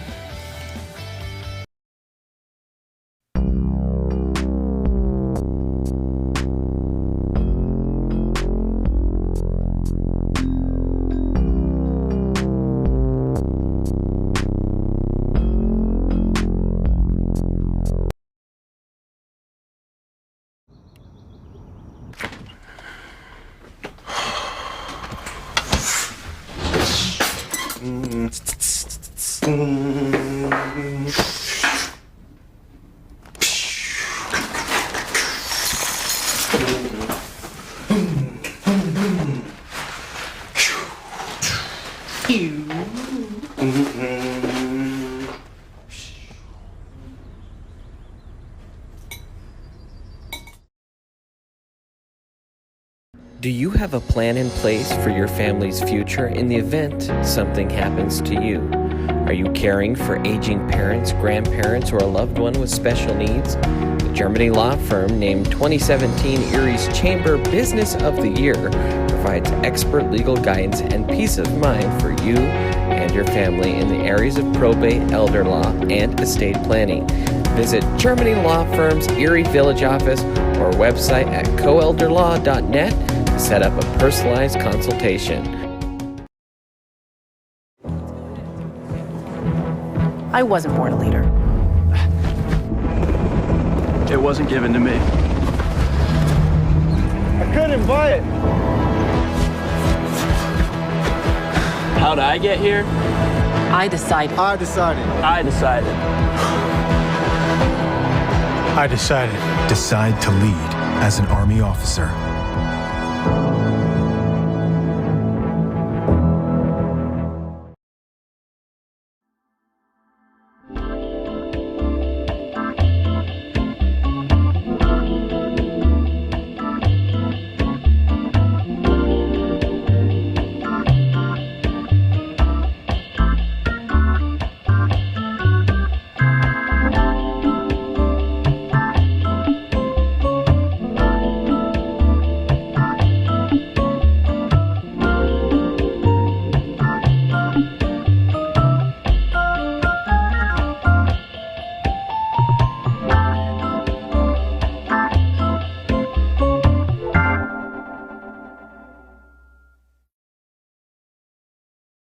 And welcome back in, Erie Tiger Network. It's halftime here, and we were lucky enough to be joined by Coach Geiger earlier this week, and here's what he had to say.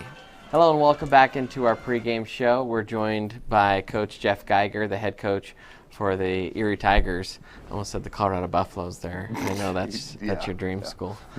Coach, obviously a successful regular season, but I know at least the vibe is you want more. You have some unfinished business from last year. How do you kind of keep guys sharp in these early round playoff games? You know, I think that's the hardest part, especially the bye week was tough to try to keep their focus. You know, probably the last 4 or 5 weeks, though, we spent a lot of time just trying to focus on us. You know, make sure that we're doing what we need to do, and talking about like just having a faceless opponent, you know, and then you want to carry that into the playoffs. And then I think when the playoffs start, you know, when you get to Monday and you're actually playing, I think there's a new sense of urgency. You know, there's a light at the end of the tunnel, I think, once you get to that week. So I think they've done a good job this week of dialing in and trying to get a lot of guys reps with some of the injuries, trying to keep everybody fresh and injury-free has been the main focus, really. Sure. We talk about keeping kids fresh and injury-free. Is that in 4A, it's one of those luxuries where you get a bye week. Were some guys able to get kind of healed up during that bye week? I think a little bit. We had a couple guys that didn't play. Braylon didn't play in West, and so I think that time was good for him. Unfortunately, we had a couple guys that got dinged up against West, and it's just been kind of that process of them trying to get back and not quite 100%. I don't know, in a weird way, it almost seems like we have more injuries. I don't know how that works, but I don't think that's the case. But overall, I think it was good. You know, we were able to get them off their feet a little bit. I think, like, we didn't practice Friday last week to kind of give them a little extra break. So I think it's been good. I think a lot of them are fresh, and those guys that were banged up, we're slowly getting them back. One of the remarkable things that happened toward the end of the season is your quarterback, number 3 there, set the all-time state record for touchdowns.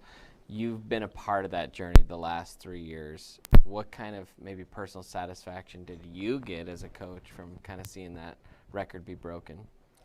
You know, I really just watching him go through the process is what it was satisfying.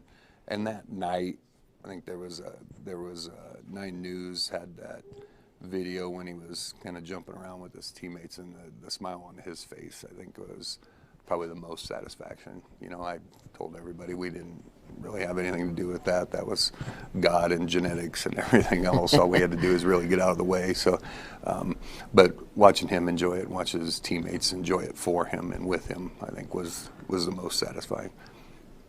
Looking ahead to this week against Rampart, what can we expect in this opponent? They're big, physical. I think their numbers maybe aren't quite where they probably want them, but they get after it.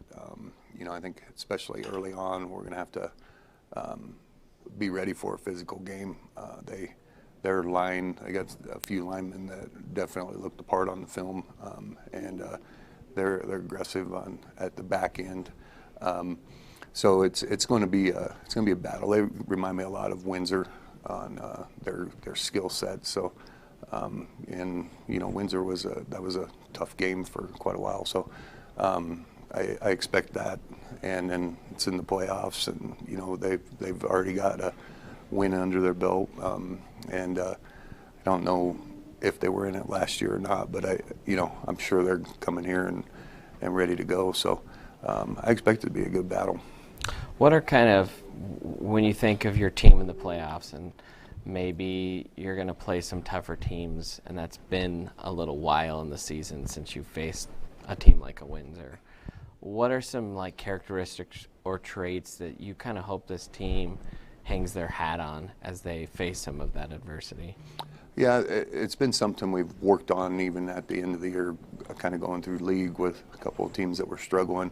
Our main focus was us being better than we were the week before, all those things that we say, but they did a great job of stepping up to those challenges. We were always honest with them about where they were at comparable to the other team, and they handled that well. And we tried to make sure to put that on their plate and make sure that was up to them. We didn't lie to them and tell them they weren't good enough or anything like that. We told them that they were probably better, but how can they actually be better than they were the week before? And I thought they did a really good job of handling that through the end of the season. So that's still the expectation, and they know that. And I think they do a really good job of being prepared and ready to go when it comes to the game, especially. Talk about being prepared and ready to go. When you think about maybe that pregame speech, what's kind of your style going in? Do you have a lot of those thoughts that it's pretty prepared? Do you like to speak from the heart? Do you like to hype them up? Do you like to try and focus them in? What's kind of the routine there? Yeah, I think I've always tried to do the hype thing, I guess.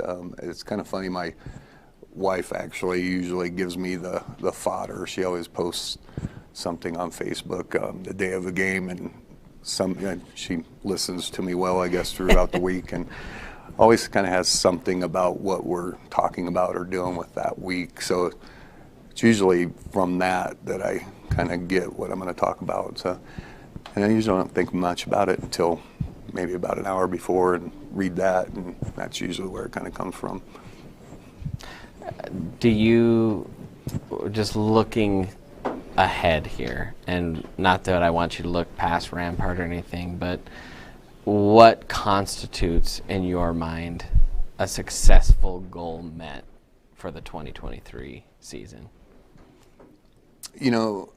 The correct answer is state championship. The coaching answer, the young men becoming better young men answer is us being better each week, not only on the football field, just as people. And some of that I've seen, I feel like they're a lot closer now than they were at the beginning of the year. I think they believe in playing for each other. So I think as long as those things continue, our personal fouls have went down, our silly penalties have went down. So I think as long as I continue to see those, then to me that's success. But obviously everybody wants that, win the last one is your ultimate success.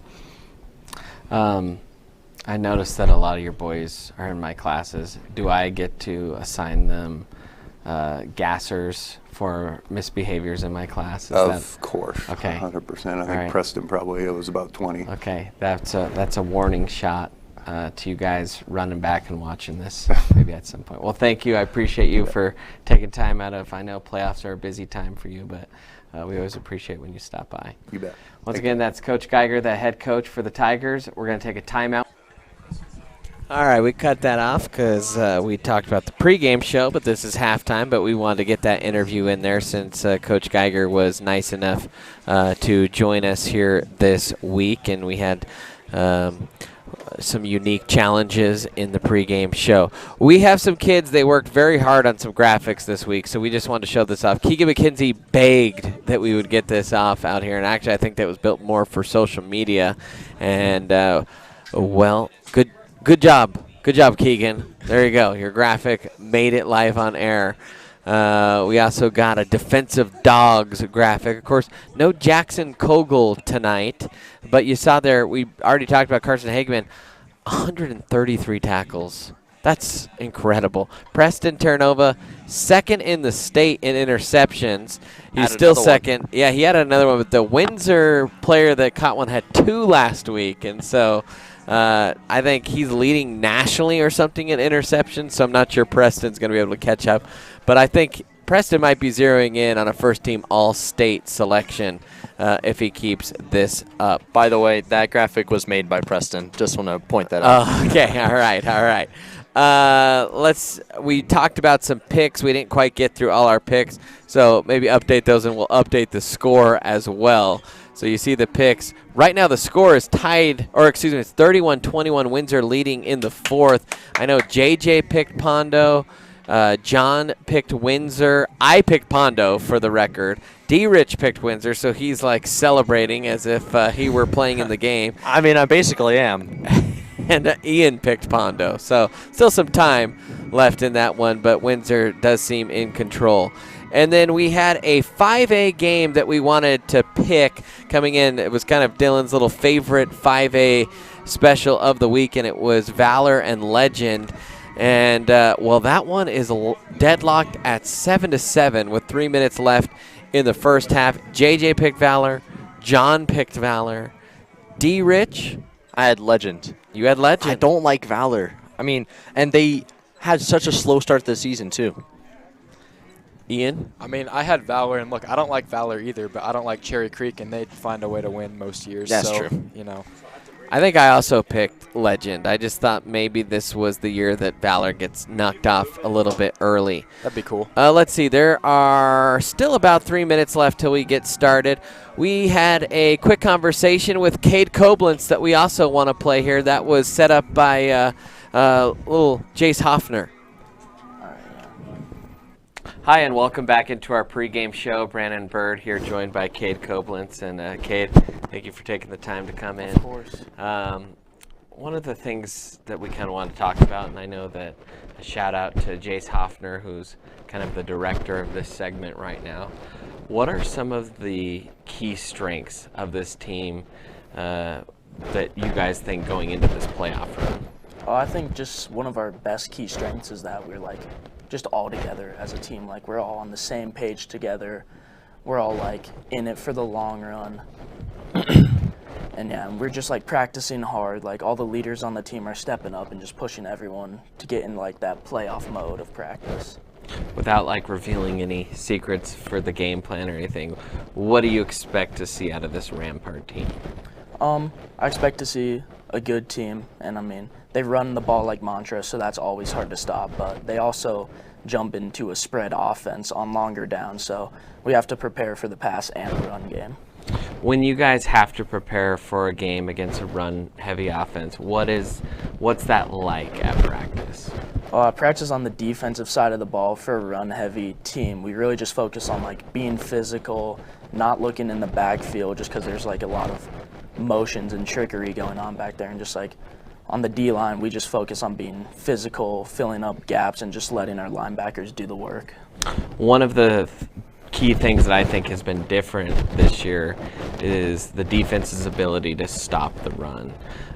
Why have you guys improved so much from the last couple years in that area? I think it's just all to what like Coach Graff has been doing with the defense and like what he's instilled in us, and like what Coach Hagman's been doing for D-line of just like getting hands-on and just like keeping the O-linemen in front of us and letting our linebackers get all the tackles, and they've been doing a great job doing that. One of the things coming into the season was maybe a little bit more of an emphasis on guys that are playing on both sides of the ball. How in-game are you able to make adjustments when you're on the field as much as as a lot of those guys are? I think just like all the practice that we've been doing on both sides of the ball keep us ready, and then also the people like behind us are just like have been prepared in practice as well and like are ready to step up and do their job as well. Obviously, you guys have a big goal out there ahead of you. How do you stay present? How do you stay grounded into let's just focus on what this week has for us? We just focus on just one practice every day and just like keep on stepping forward. Like we're not even focused on anything past this game. Like all we're focused on right now is Rampart and just how we're gonna play, like how we're gonna practice and that. So we just like keep like one step at a time. And then lastly, do you have any message to the fans of that are going to be out there on Friday night? Show up, be loud, and be supportive. Awesome. All right, well, special thanks to Jace Hoffner for setting that up and kind of directing that, and heck, he even wrote all the questions and stuff, and then, of course, for Cade for coming out. They're honoring some military personnel here on the eve of Veterans Day, which is always on the 11th month, or 11th day of the 11th month. In fact, I think it's the 11th hour of the 11th day on the 11th month. And so they are honoring some veterans down on the field right now, and Coach Geiger, one of those veterans as well. So shout out to all our veterans here, part of our Erie community. Well, fellas, the only thing we didn't really get to there, and we'll wait for just a second here, but obviously Erie gonna win this one. Running clock, there's not really an equation where Rampart can come from behind here. Do you think it is better if Erie just continues this all the way through into that game against Montrose, if they play Montrose or semifinal, whoever that is, and maybe that happens there into what would be a championship game? Or would you like to see them maybe face a little bit of adversity here in the next week? I think I would like Dakota Ridge to possibly have a lead. I don't think the Tigers have trailed since the... By the way, we're going to real quick take Kaylee Killian down there on the field.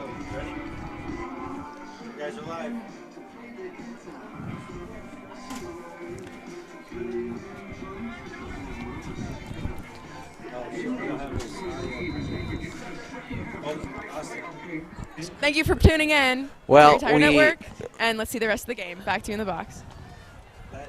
We caught the tail end of the Kaylee interview, and with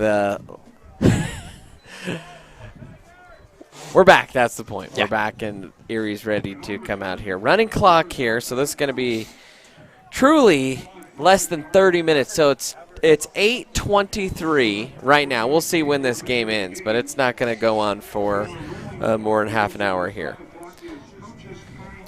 Yeah, as I was saying, I think I would like the Tigers to face some sort of adversity against Dakota Ridge. Maybe not too major, but at least trail in a game. I don't think they've trailed since the first quarter against Montrose.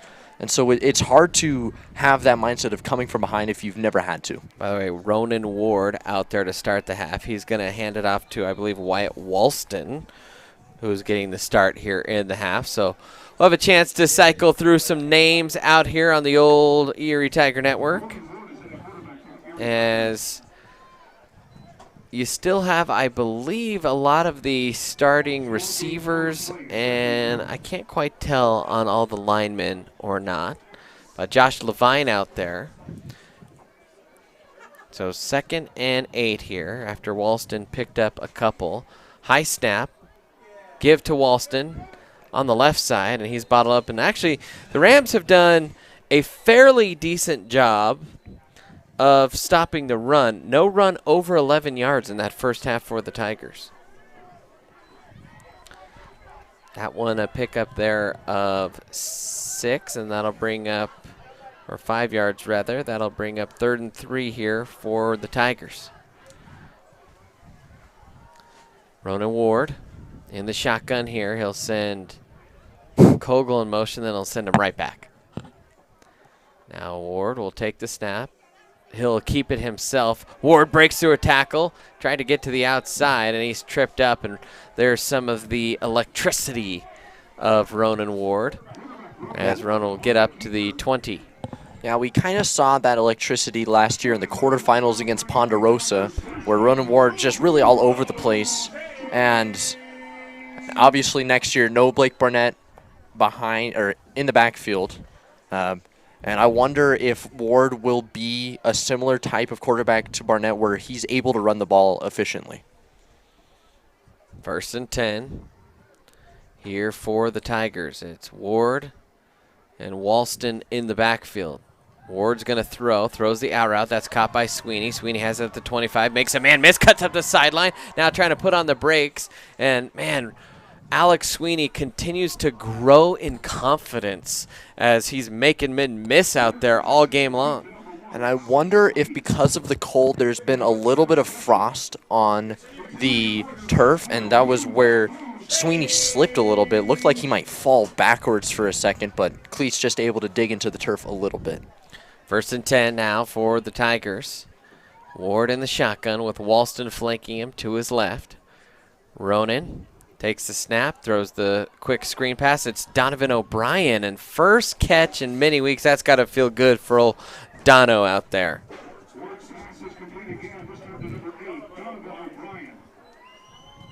So Dono battling through an injury. Finally cleared to play in practice this week, and so he's back out there for the Tigers. Has his first catch in many weeks. Now Ward in the shotgun. Ronan really taking his time here. Ward takes the snap. He tries to throw the little flare route out to Sweeney, and Sweeney, tell you what, he is, for as fast as he is, he's a really big kid, and he's tough to bring down. Yeah, and that's the type of play where if that pass isn't right on the money, it's hard to get a lot of yards after catch. And unfortunately for the Tigers, Ward threw that a little bit low, and that was just enough time for the Rampart defenders to get there and force it into a no gain. 3rd down and about 7 here, 6 maybe for Erie. It's Walston and Ward in the backfield. 7:22 remaining here in the 3rd quarter. Ward gets the snap, scans the field. He's going to be flush from the pocket. He's going to pull it and run, tries to get around the corner, reaches for the 1st down marker, and he will have it as he gets up to the 43-yard line before he's finally shucked out of bounds. So a 7-yard pickup there for Ronan. And we had heard that Ronan was a little bit gimpy this week, but I tell you what, he looks spry as ever. Yeah. 1st and 10 for the Tigers. Ward again.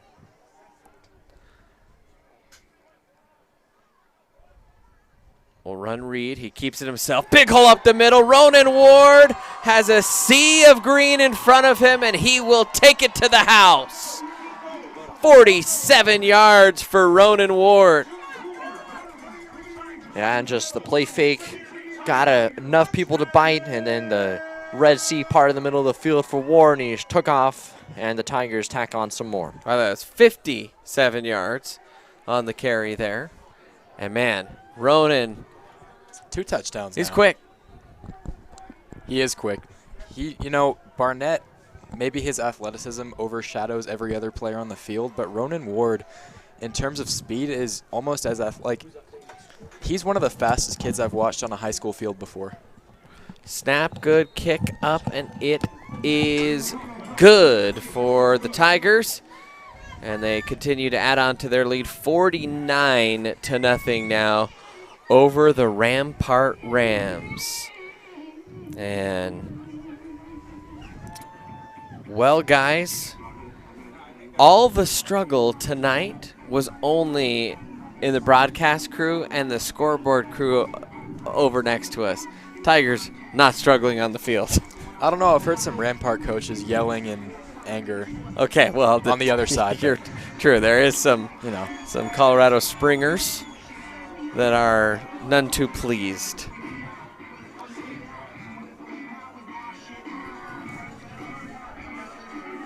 No, I'm from Colorado Springs, and I don't. Are we called Colorado Springers? Colorado Springians? I don't know. People from Colorado Springs. Colorado Springers sounds derogatory, does it not? Like Colorado it just has that ring to it, you know? The Colorado Springites. That's better. Okay. People from Colorado Springs. That's what I would call them. I don't know. I'm pretty sure. I feel like we were Springers. That's what we were. All right. Return here, far side of the field, and up to the 24. We'll mark it probably right at the 25, as officials like to do on first play of an offensive series. On a nice white line, they like to put the tip of the football there just so it makes measuring for a first down a little bit easier. They do that. Look at, see? Yeah, every time. Right You're so right. I mean, I thought you could have made a case that was 24.5, but if it's close to that line, they're going to put it there every time. We're looking for something to talk about on this broadcast. Yes, we are. That's how it gets, right? Oh, man, thank you for hanging with us here tonight on the ETN. 1st and 10 for Rampart. They'll go trips to the near side. Man, they've gone trips, and they've gone double tight, double wing, and the Tigers get into the backfield and a tackle for loss, a TFL out there. And I believe that might have been Aiden Arnold out there.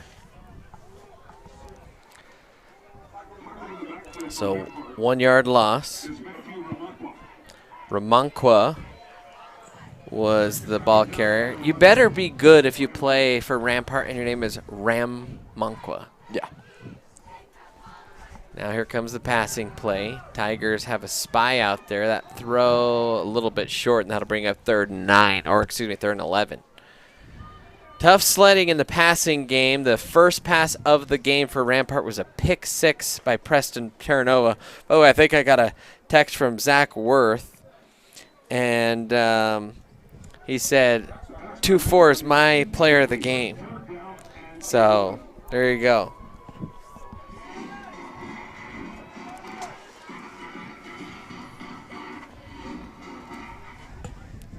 So 3rd down and 11. High arcing pass. Almost intercepted. Couldn't quite hold on to it. That time was Kyler Colbert, and it'll fall to the ground. So 4th down and long way here. Well, wait, did I miss a down here? We had a loss of 1. Okay, yeah. The scoreboard was showing 2nd, and then it was showing 3rd, and it's showing 3rd right now. So I think we're right. We're always right. Of course we are. Yeah. So 4th down here for Rampart, and the Tigers are going to get they might get a noise. We might have a penalty on the press box. I didn't know that had a song on it. We need the music to not play. The official said we need the music to not play. It's not us. It's not us. So 4th and 11. Everyone's looking at us. It's not us. Here comes the punt, as this one is end over end, and will drop and roll inside the 33-yard line. They're always going to blame the people that are wearing microphones. Always. We always. I'm not singing it. It's pretty funny. I tell you what, probably 2 to 3 times a game, we have someone come up to the press box and tell us that we're announcing a name wrong or to say this over the intercom or whatever, or play this type of music, or this phone has been lost. And it's never us. It's never us, people. It's always the box next to us. That's where you direct that attention to. Not our fault. Well, we forgot to clear our disk space, so we have run out of replay room. So we will have to make sure that's taken care of by next. So we won't have any more replays the rest of this game. But you know what? The third quarter is almost over. In fact, this will probably be the last play. Lincoln Hageman now in for the Tigers at QB.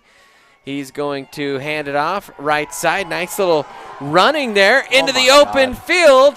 And going to take it the distance is Wyatt Walson. No, I jinxed him. He's down at the 11-yard line. A big run there for Wyatt. So and that's the end of the third quarter, by the way. That's the last play of the third quarter. They're going to mark him down at the 10-yard line. So a 55-yard run by Wyatt Walston. I believe that's his longest of the season. And that's the end of the quarter. We'll take a timeout. We'll head to quarter number 4. It's a party here in the chilly, frosty air of Erie on the Erie Tiger Network. You are watching the ETN.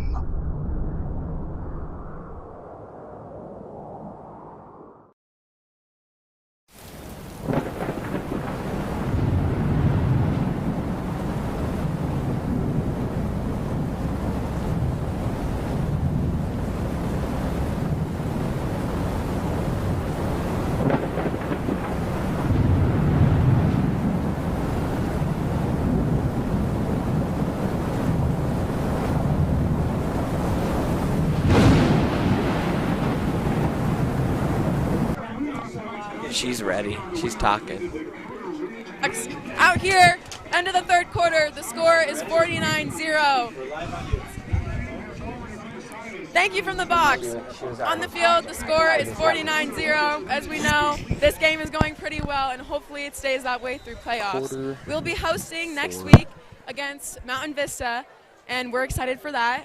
The energy is definitely a little bit lower as it's getting colder, but they're still playing really well through it. Thank you, and back to you in the box. Thank you, Kaylee. By the way, if you're listening at home and you're wearing your right earbud in, you didn't hear any of Kaylee. I think only coming out of one channel there. So, actually, we got all of Kaylee, I think. Just, yeah, the sound was coming out of one channel. So you were listening to the dead ear there. All right, second and 10. By the way, final in that Windsor game. Windsor upsets Ponderosa 38-21. They romp over Ponderosa.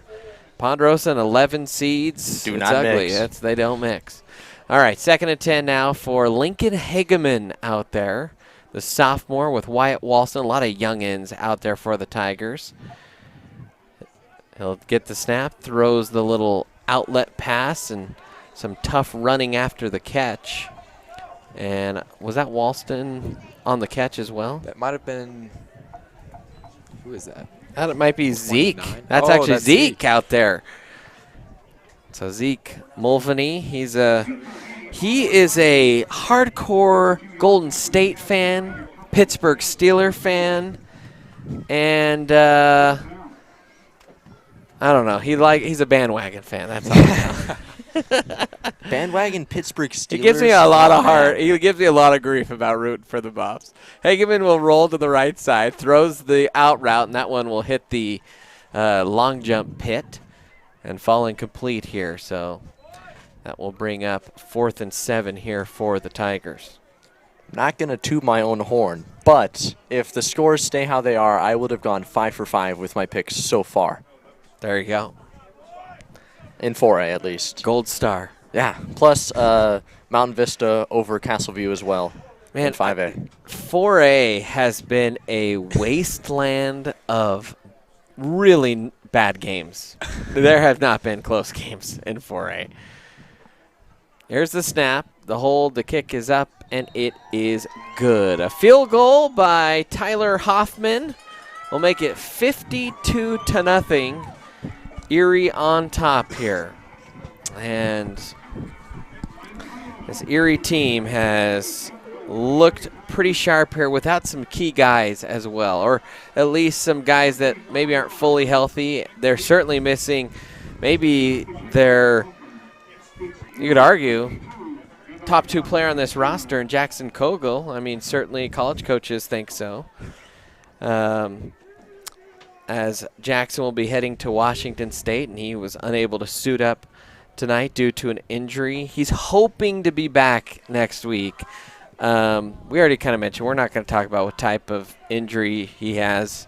We don't want to disclose that information. There's no injury reports here in the playoffs. We don't want to give anything away, but I know that he tried to practice on, I believe it was Wednesday this week, and that didn't go well. So he's hoping to kind of be back in the saddle next week. And you know what? On a cold night like this, maybe better. Yeah. he wasn't able to play. So, but we hopefully have not heard the last from him this season for sure. So looking across the bracket, by the way, Broomfield still playing against Fruita? They play tomorrow. They play tomorrow. That'll be a good one. That makes sense. Fruita all the way out there on the old western slope. Also, Broomfield, I feel like they almost never play Friday night games if they can't, or if they don't have to. Handoff up the middle, and that was only a pickup there of about 4. Palmer Ridge, by the way, just in case you are wondering, Palmer Ridge from Monument, Colorado, typically play some Colorado Springs teams. They knocked off Mesa Ridge 43-20 earlier in the year. They beat Ponderosa 34-12. They beat Montrose by 1 point. I only bring this up, well, because I thought, so Palmer Ridge, they beat this Rampart team in the middle of the season on September the 30th, 42-0. So just in case you're trying to get some type of an idea of what Palmer Ridge is, because a lot of folks feel like Palmer Ridge really has not had a difficult schedule. They played Montrose early in the season. They beat them by 1, and since then home, it's kind of been the same story for their season as it's been for Erie. But so they will play next week, and they will take on the winner of, who was that? Heritage Golden. Heritage Golden. It's tomorrow. That game's tomorrow as well. So a couple Saturday games. Erie will take on Dakota Ridge next week, the 7 seed here. And by the way, 6:39 remaining in this game. As there's a run on the outside. Tiger defense trying to pitch a shutout here. Tigers have not pitched a single shutout this year so far. 1st and 10 here for Rampart. Dakota Ridge, by the way, they were 8-3 coming into tonight. Or maybe they're 8-3 now after tonight. Dakota Ridge, they lost the first game of the year at Pueblo West, and then they lost against Chatfield, a 5A school, 45-21. They got thumped by Broomfield pretty good, 49-21. But they have not lost in the month of October and now into November. Tigers couldn't quite get the sack, and finally they do. And they're going to call a flag there on Aiden Arnold for, I believe, a face mask with 5:40 left to go here in this game. You know, I find that call interesting only because the official who threw the flag did not have a view of the quarterback's face mask. Who's playing it? Is it still? I assume it's Benoit. Okay. Well, the official who threw the flag didn't have a clear view on that play. In fact, Benoit's back Benoit was facing facing the press box, and the official was on the other side. That's a good point, and Ian. To me, it looked like it was a tackle on the high shoulders, but they are calling a face mask. Yeah, so going back to Dakota Ridge, their wins, they did beat number 5 Mesa Ridge. That's a quality win. They did lose to Pueblo West to start the season, who was the 14 seed. And then they have beat the number 9 seed Golden, and then of course the number 10 seed Thomas Jefferson tonight. So an interesting team. They have played a mixed schedule, not a super easy schedule, not a super difficult schedule from what it seems. And it's going to be, I think it's going to be the best game that we've seen the Tigers play in a while in terms of opponent. Decent little run to the far side. A player was shaken up behind the play for Rampart, and there's a flag. Yeah, laying right there at the 45-yard line in Tiger territory, and this one is coming back. Tigers have played a pretty clean game. We saw a couple penalties tonight from them, but, you know, I think this is something Coach Geiger mentioned in his interview that he's proud of.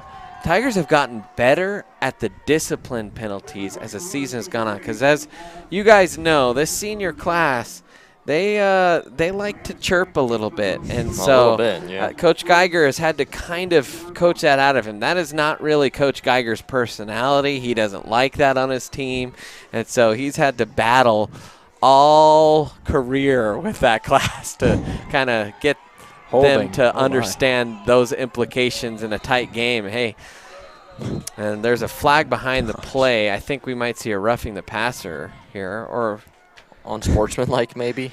There are so many calls that could have gone right there. I mean, we had an edge rusher who got tackled, you know. That was a messy play, to say the least. 3:11. That's it.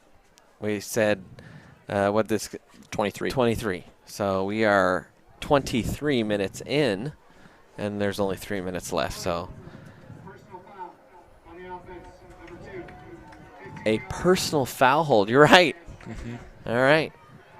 So Rampart not pleased here with the results of how their season will end up here in the north.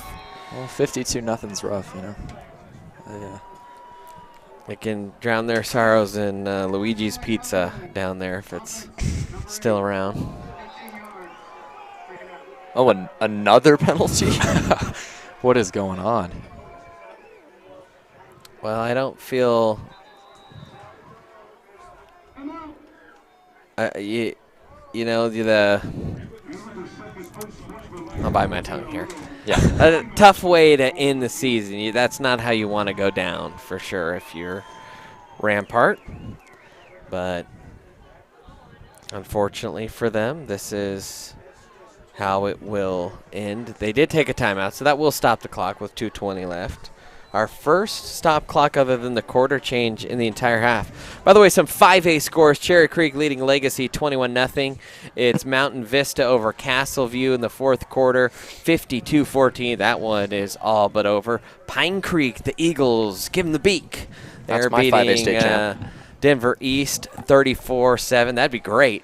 Ralston Valley, they're winning big over Rock Canyon 35-0 in the third quarter. That's my wife's alma mater, so we might see Pine Creek, Ralston Valley go at it, and I don't know, maybe we'll have to settle that with a bet or something.